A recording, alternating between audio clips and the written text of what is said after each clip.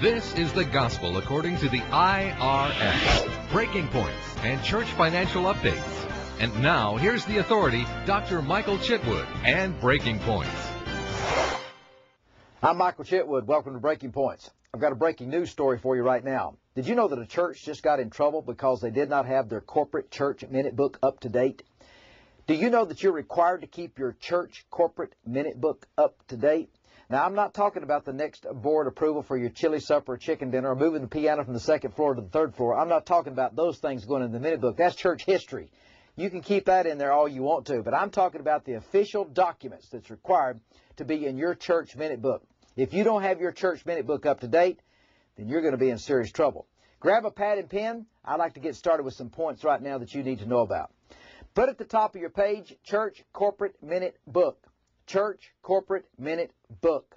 And number one, I want you to put in there, the number one and most important thing is the annual election of the officers and directors.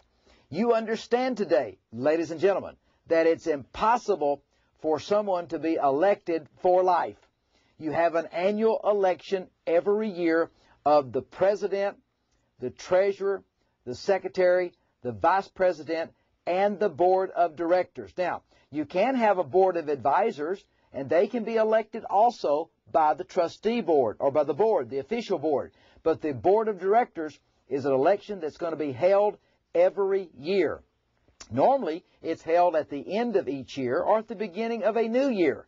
That can be the official kind of date that you kind of put into your mind. There's no date set unless it's in your bylaws, and the bylaws would tell you the date to have that. And normally it's right at the end of a year or at the beginning of another year. And remember, that corporate annual election can have all new business in it too. After you finish the annual corporate election, re-electing or electing new people or re-electing the old people that was on the board from the prior year, then you can also have some new business in there.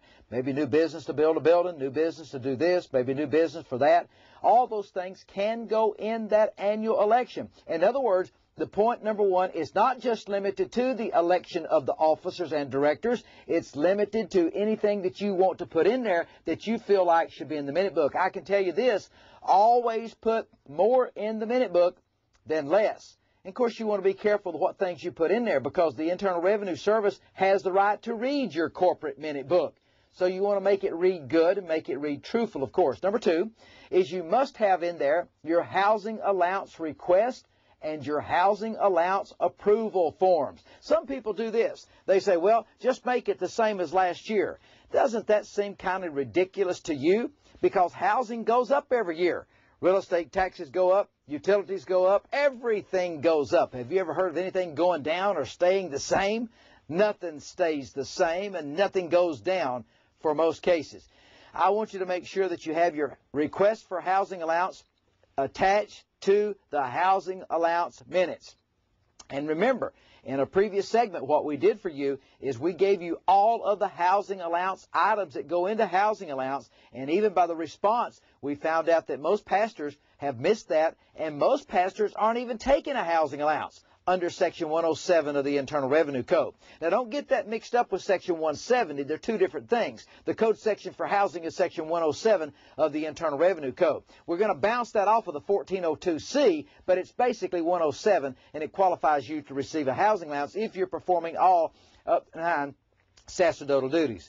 So it's important for you to make sure that with this process that you have the number two thing in your minute book. Number three, reimbursement policy. We did that in a segment just a few days ago. So a reimbursement policy must be in the minute book. And the fourth thing, what about scholarship fellowship under Section 117 and 119, little d, David, of the Internal Revenue Code?